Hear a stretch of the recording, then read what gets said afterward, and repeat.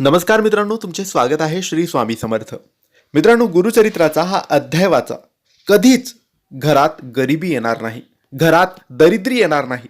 हा अध्याय दारिद्र्य निवारण अध्याय म्हणून सुद्धा ओळखला जातो.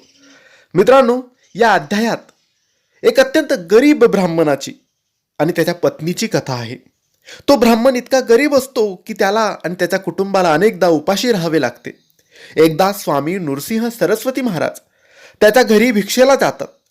गरीब असूनही ती ब्राह्मणाची पत्नी घरात असलेल्या एका आंबाडीच्या भाजीचे पाने श्री गुरूंना अत्यंत प्रेमाने खायला घालते. श्री गुरु तिच्या भक्तीवर प्रसन्न होतात. ते तिथून निघून जातात. त्या ब्राह्मणाच्या अंगणात असलेले शेवग्याचे झाड मुळासकट उपटून टाकण्यास ते सांगतात. ते झाडच त्या कुटुंबाचा मुख्य आधार असतो, कारण ते त्याच्या शेंगा विकून पोट भरत असतात. पण श्री गुरूंच्या सांगण्यावरून ब्राह्मण ते झाड कापून टाकतो. आश्चर्य म्हणजे त्या कापलेल्या झाडाच्या मुळाखाली अर्थात जमिनीत त्या ब्राह्मणाला चिंतामणी म्हणजेच गुप्तधन सुवर्ण मुद्रांनी भरलेली घागर सापडते. श्री गुरु त्याच्या घरातील दारिद्र्य मुळासकट उपटून टाकतात. हेच या अध्यायात सांगितलेले आहे.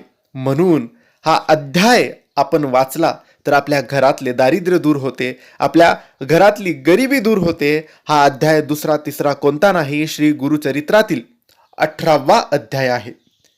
जसे श्री गुरूंनी त्या ब्राह्मणाची गरिबी दूर केली, तसेच या अध्यायाच्या पठनाने घरातील गरिबी आणि पैशाची चणचण संपते.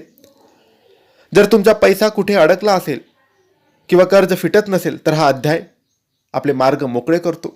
घरात पैसा येतो पण टिकत नाही अशी तक्रार असेल तर या अध्यायामुळे घरात पैशाची बरकत राहते. रोजगाराच्या नवीन संधी मिळतात आणि उत्पन्नाचे साधन सुरू होते. या अध्यायाचा मुख्य संदेश असतो की संकटाच्या काळातही देवावर अढळ श्रद्धा ठेवावी. तुमच्याकडे जे काही थोडेफार आहे ते देवाला अर्पण करण्याची म्हणजेच दान देण्याची तयारी असावी.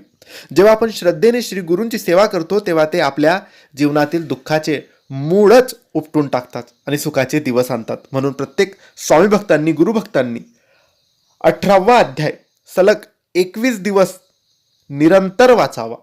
रोज सकाळी उठून अंघोळ करून शुद्ध असताना, पवित्र असताना वाचायचा. नक्की वाचा, लाभ नक्की होईल. धन्यवाद. श्री स्वामी समर्थ.